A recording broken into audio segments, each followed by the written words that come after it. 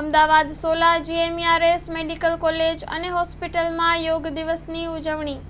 Story report by Kuldeep Ishrani, Ahmedabad. હું doctor Lata Gupta, professor head department of physiology, GMERS medical college 16, Ahmedabad. અહીંયા અમે યોગ શિબિર, યોગ વર્કશોપ અને આંતરરાષ્ટ્રીય યોગ દિવસની ઉજવણી માટે 3 દિવસનું યોગ શિબિર રાખ્યું. 18, 19, 20 અને 21મી આ 11th ઇન્ટરનેશનલ યોગા ડે ઉજવીએ છીએ.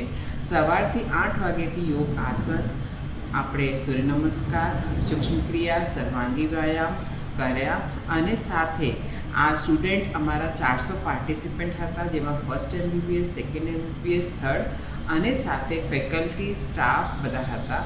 અને આમાં અમારા ડીન મેમનું સહકાર, MS મેમનું સહકાર, અમારા ઇન્સ્ટિટ્યૂટનું આખું સહકાર છે, સાથે જોડે કાર્ય કર્યું છે. અને આજની 11th ઇન્ટરનેશનલ યોગા ડે, જેનું થીમ યોગા વન અર્થ વન હેલ્થ માટેનું હતું, અને એનું સેલિબ્રેશન કર્યું.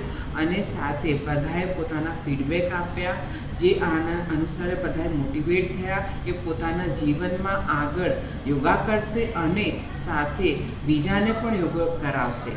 અને આના લીધે બધા ઉત્સાહિત રીતે પાર્ટિસિપેટ કર્યું અને આગળ બીજાને કરાવવા માટે લઈ જશે. અને એના લીધે ફિઝિકલ ફિટનેસ, જે હેલ્થ ઇઝ વેલ્થ, એ જે ઇમ્પોર્ટન્સ છે એ જળવાઈ રહે અને એમના જીવનમાં આવે.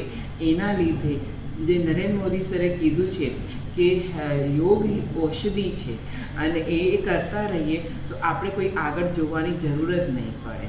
અને એના માટે એમ જ કહીશ કે બધા યોગ કરવું જોઈએ અને પોતાના જીવનમાં લાવવું જોઈએ અને આખા લાઈફ લોંગ કરવું જોઈએ એના માટે. અને આના માટે અમે આગળ પણ યોગ દિવસ ઉજવીશું અને આગળ યોગ શિબિર રાખીશું અને આગળ કરતા રહીશું. રેગ્યુલર દિવસોમાં, સામાન્ય દિવસોમાં પણ તમારે ત્યાંથી યોગ શિબિર ચાલુ હોય છે? હા, 10 થી 11 કે 9 થી 10 સ્ટુડન્ટ માટે, 10 થી 11 ફેકલ્ટી માટે એ ચાલુ જ હોય છે.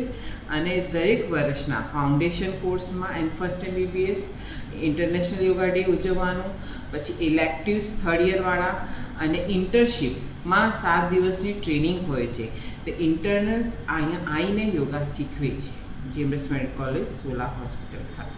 એમને સર્ટિફિકેટ પણ આપવામાં આવે છે? એટલે એ સર્ટિફિકેટ અહીંયા જે પાર્ટિસિપેટ કરે છે એને આપવામાં આવે છે. આ સર્ટિફિકેટ કોના દ્વારા હોય છે? મેં ગુજરાત સ્ટેટ યોગ બોર્ડનું ટ્રેનિંગ લીધી છે, એટલે અમે જ અહીંયાથી સર્ટિફિકેટ આપીએ છીએ.